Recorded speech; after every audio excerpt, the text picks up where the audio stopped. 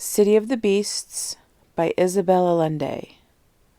Chapter 14. The Beasts. Minutes later, Alex and Nadia saw the beast. It was about 30 yards away, heading in the direction of the city. It looked like a gigantic man-ape, more than 10 feet tall, upright with powerful arms that dragged on the ground and a melancholy face on a head too small for its body. It was covered with thick, wiry hair and had 3 long, curved, knife-sharp claws on each hand. It moved with incredible slowness, almost as if it were not moving at all. Nadia recognized it immediately as the beast, since she had seen it before. Paralyzed with terror and surprise, they froze in place, studying the creature. It reminded them of some familiar animal, but they couldn't think what. "I know. It looks like a sloth," Nadia whispered finally. Then Alex remembered that in the San Francisco Zoo he had seen an animal something like an ape or a bear that lived in trees and moved at the same sluggish pace as the beast, which is how it's got its name. That means laziness, sloth. It has no defenses, it lacked the speed to attack, escape, or protect itself, but it had very few predators. Its hairy hide and bitter flesh were not appetizing to even the hungriest carnivore. "And the smell. The beast I saw had a terrible stink," said Nadia, still speaking in a whisper. "Well, this one doesn't. At least we're not smelling it from here," Alex commented. "Maybe it has a scent gland like a skunk, or it sprays the smell when it wants to defend itself or stop prey in its tracks." Their whispering reached the ears of the beast, which turned very slowly to see where the sound was coming from. Alex and Nadia stepped back, but Walamai, with his wife spirit just behind him, moved forward slowly as if imitating the astonishing lethargy of the creature. The shaman was a small man. He came no higher than the hip bone of the beast, which loomed like a tower over the ancient. He and his wife fell to their knees before their extraordinary being, and then, as clear as a bell, the youngsters heard a deep and cavernous voice speaking in the language of the people of the mist. "It talks like a human," Alex muttered, convinced he was dreaming. "Padre Valdemaro was right, Jaguar." "That means it has human intelligence. Do you think you can communicate with it?" "If Walamai can, I probably can too. But I'm too afraid to go closer," Nadia whispered. They stood quietly a long while because words issued from the creature's mouth one at a time in the same deliberate way it moved. "It's asking who we are," Nadia translated.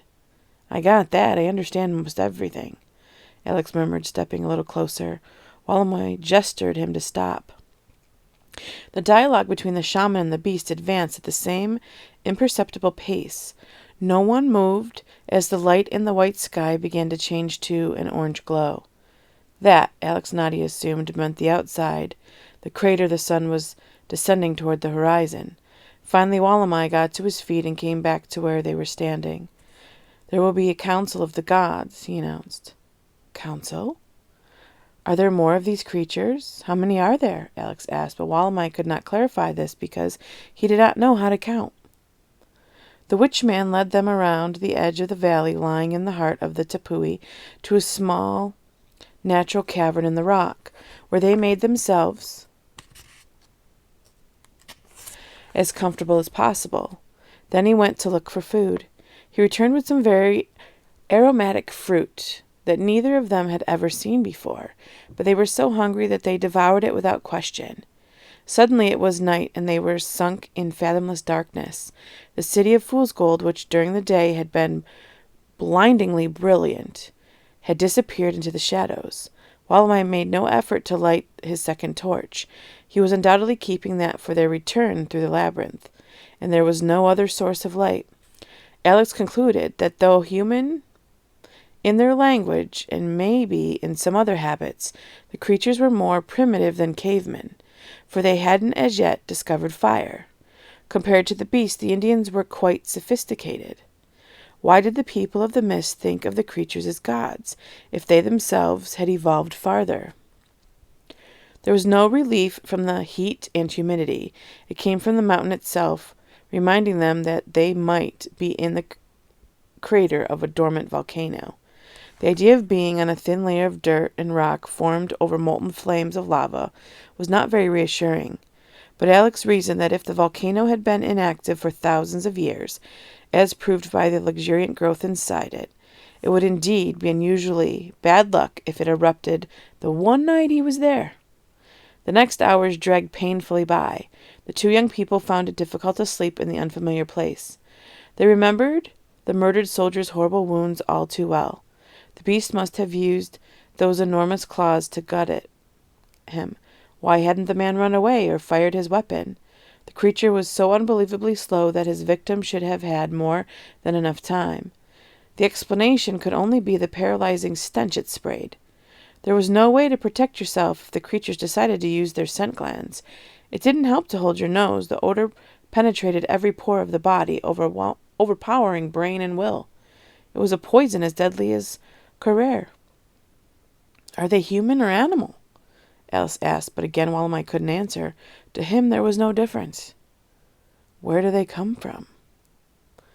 "They have been here always. They are gods." Alex imagined the interior of the Tepui as a ecological archive where species that had vanished from the rest of the earth still survived. He told Nadia that these must be the ancestors of the sloths they knew. "They don't seem like humans, Eagle. We haven't seen any sign of dwellings or tools or weapons. Nothing that suggests an organized society," he added. "But they speak like people, Jaguar," the girl said. "They must have an unbelievably slow metabolism and live hundreds of years. If they have memory, then in such a long life they would be able to learn many things, even to speak, right?" Alex ventured. "They speak the language of the people of the mist, who invented it. Did the Indians teach the beasts, or did the beasts teach the Indians?" "Whichever it was, I'm guessing that the Indians and these sloths have had a symbiotic relationship for centuries," Alex replied. "What?" she asked, for she had never heard that word. "That means they need each other to survive." "Why?" "I don't know, but I'm going to find out. I read once that the gods need humans as much as humans need their gods," said Alex. "I know that the Beasts' Council will be very long and very boring. We'd better try to get a little rest now.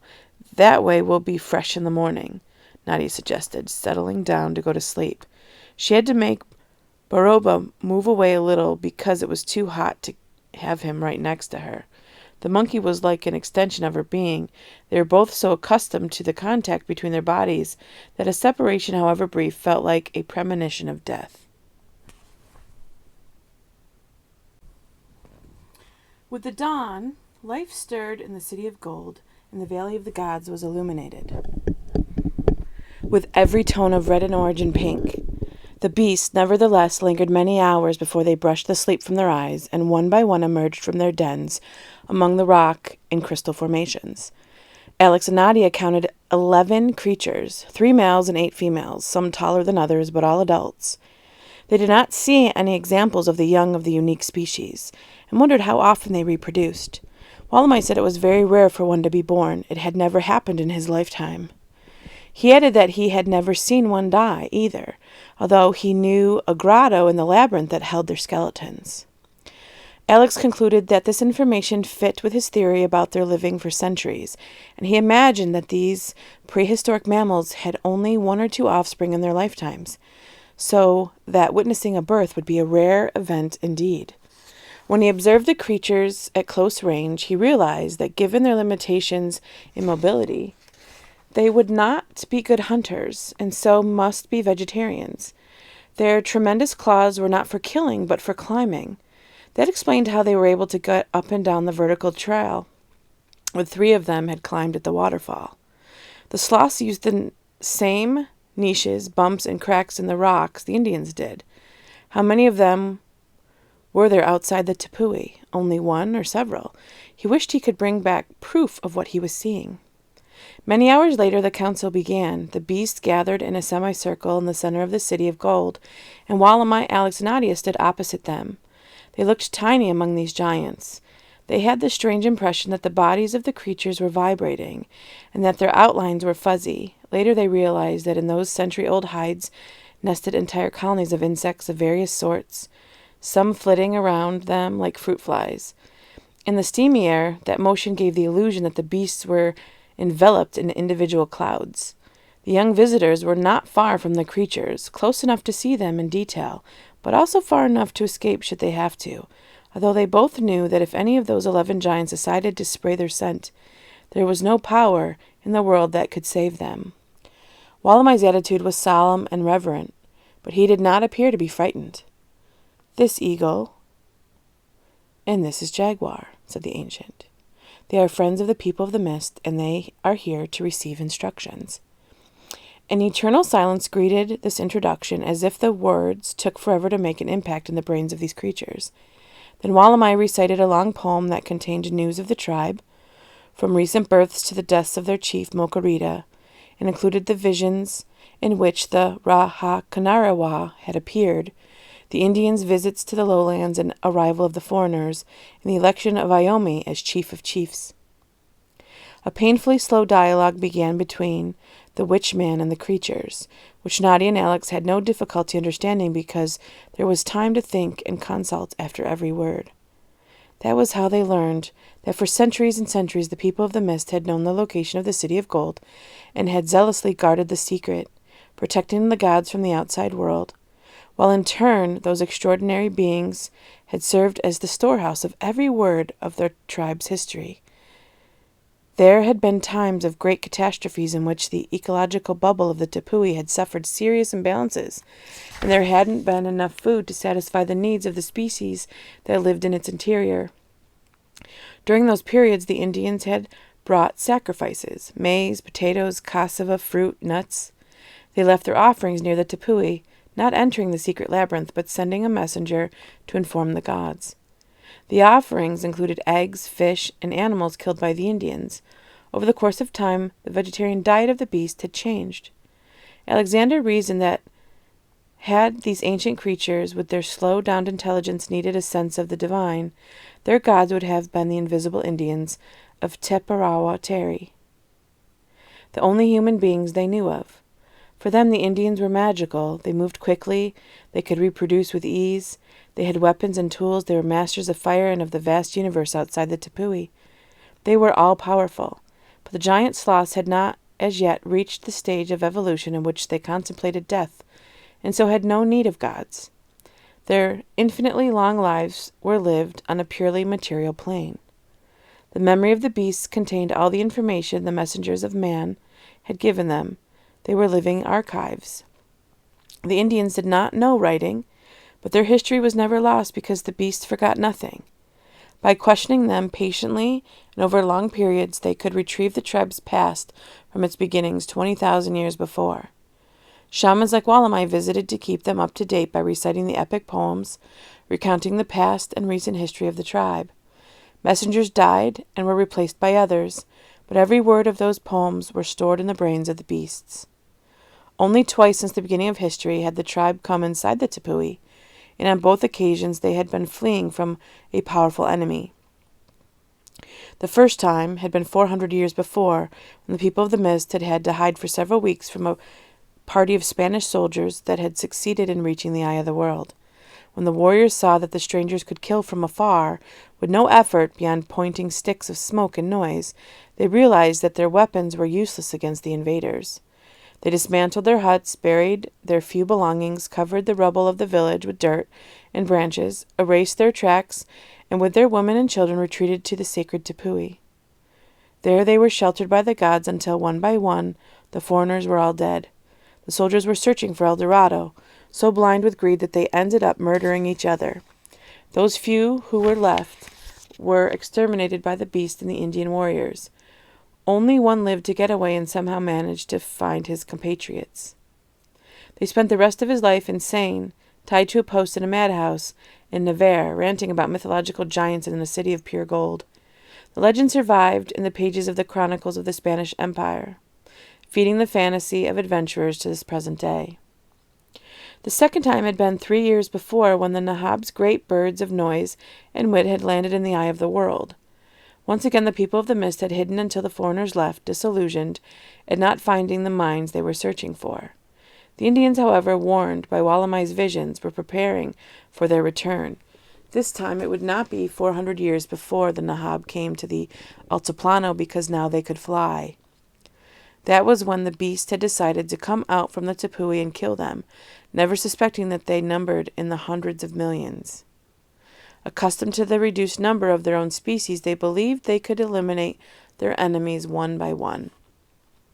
Alex and Nadia listened to the beasts recount their history, drawing many conclusions along the way. And that's why there haven't been any dead Indians, only outsiders, Alex marveled. What about Padre Valdomero? Nadia reminded him. Padre Valdomero lived with the Indians. The beast must have identified the scent and so didn't attack him. And me? He didn't attack me that night, she added. We were with Indians. If the beast had seen us when we were with the expedition, we would have died like the soldier. So if I understand it right, the beasts have come out in order to punish the foreigners? The girl concluded. Exactly. But the result has been just the opposite. You see what's happened? They have focused attention on the Indians in the eye of the world. I wouldn't be here if my grandmother hadn't been hired by a magazine to look for the beast, Alex said. The afternoon went by, and then it was night, and still the participants in the council had not come to an agreement. Alex asked how many gods had gone out from the mountain, and Walamai said 2, which was not information that could be trusted. It could just as easily be a dozen. With the help of Nadia, who translated for him, the American explained to the beast that their one hope of salvation was to stay inside the Tepui, and for the Indians to establish some controlled form of contact with civilization. Contact was inevitable, he said. Sooner or later the helicopters would land again in the eye of the world, and this time the Nahab would come to stay. There were some Nahab who wanted to destroy the people of the mist and claim the eye of the world for themselves. It was very difficult to make this point because neither the beast nor Walamai could comprehend how anyone could own land.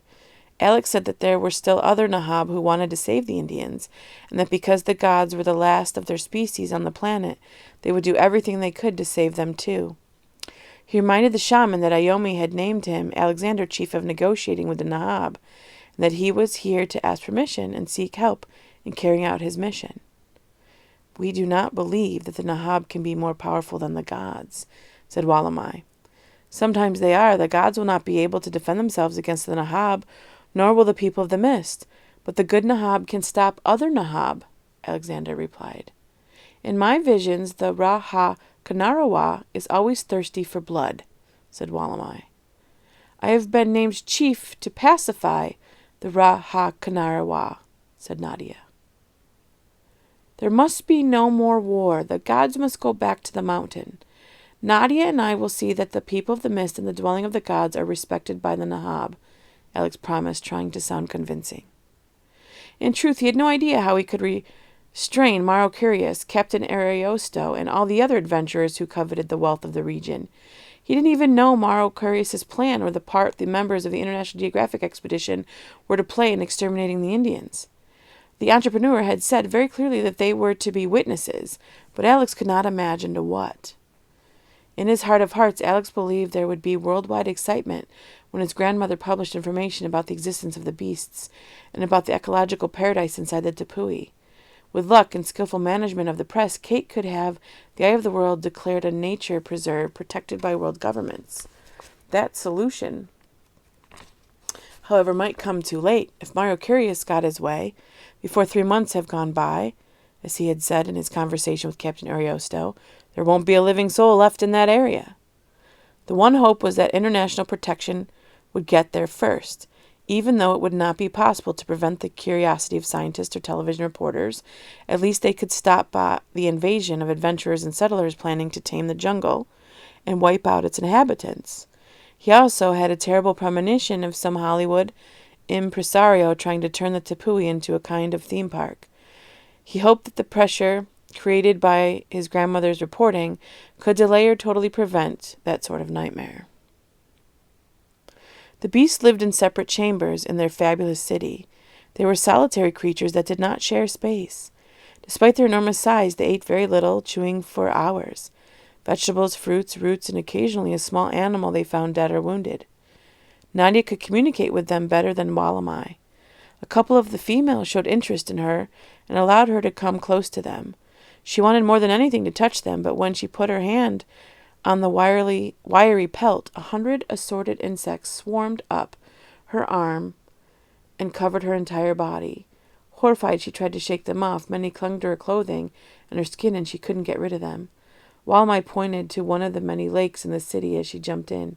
The water was warm and bubbly, and as she sank down, she felt the tickle of the carbonation on her skin.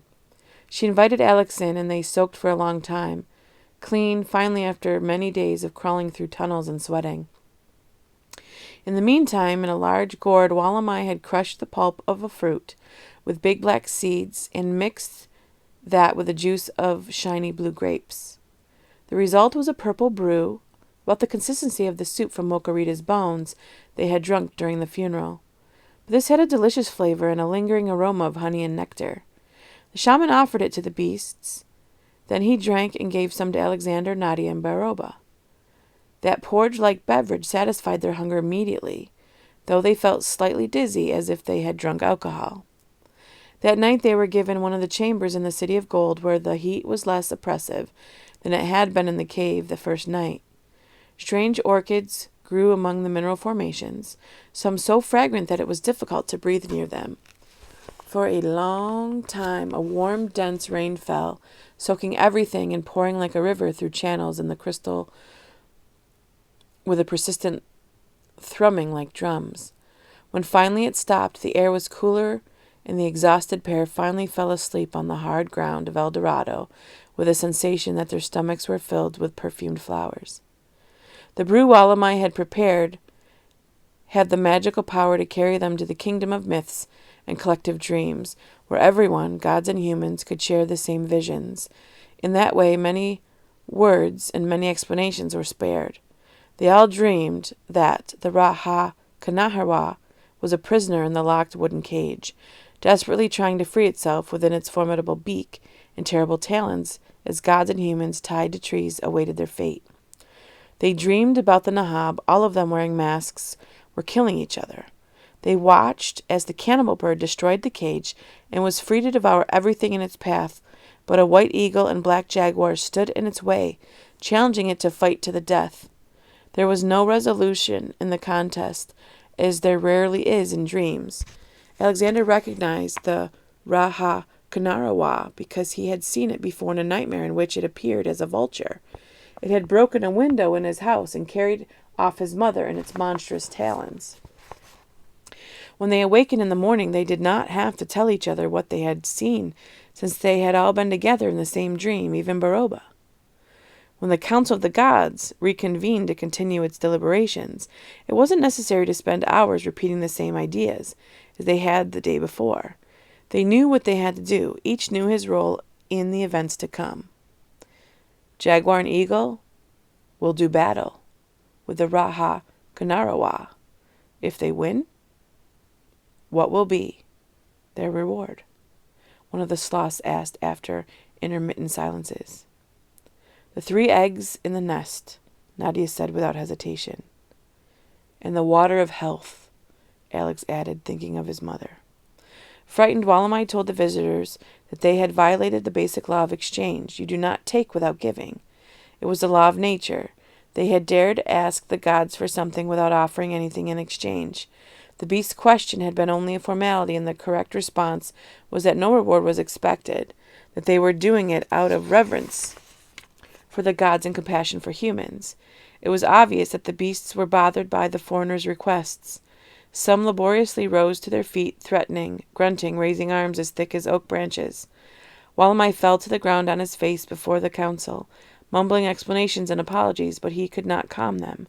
Fearing that one of the beasts might decide to douse them with its scent, Alex held out the only possible peace offering he could think of, his grandfather's flute.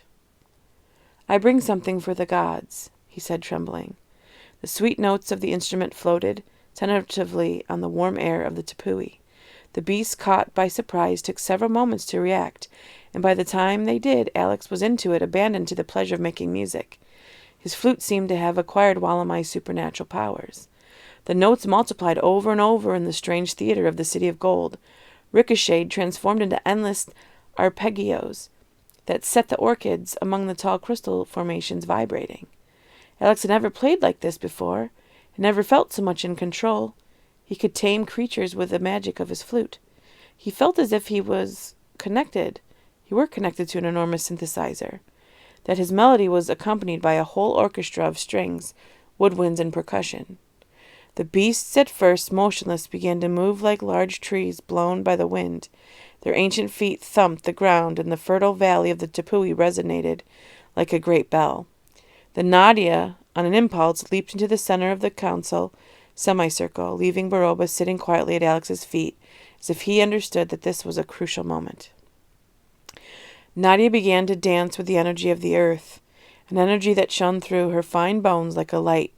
She had never seen a ballet, but she had stored all the rhythms she had so often heard. The samba of Brazil, the salsa and joropa of Venezuela, the American music that came to them on the radio. She had seen blacks, mulattoes, caboclos, and whites dance till they dropped during Carnival in Manus. Watched solemn Indians dance during their ceremonies. With no conscious knowledge, she improvised her gift to the gods out of pure instinct. She soared, her body moved on its own in a trance with no awareness or premeditation on her part. She swayed like the slimmest palm tree. She effervesced like the foam of the waterfall. She whirled like the wind. She imitated the flight of the parrot, the fleet course of the jaguar, the leaping of the dolphin, the buzzing of the insect, the undulation of the serpent.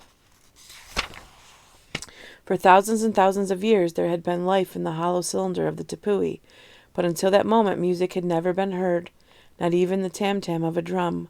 The 2 times the people of the mist had taken shelter in the legendary city, they had done so in a way not to irritate the beasts, in silence and making use of their talent to become invisible. The beasts had no sense of humans' ability to create music. They had never seen a body move with the airiness, the passion, the speed, and grace of Nadia's dance. In truth, these heavy creatures had never received such a grand offering. Their sluggish brains absorbed each note and each movement and stored them for future centuries. The gift of those 2 young people would stay with them as part of their legend.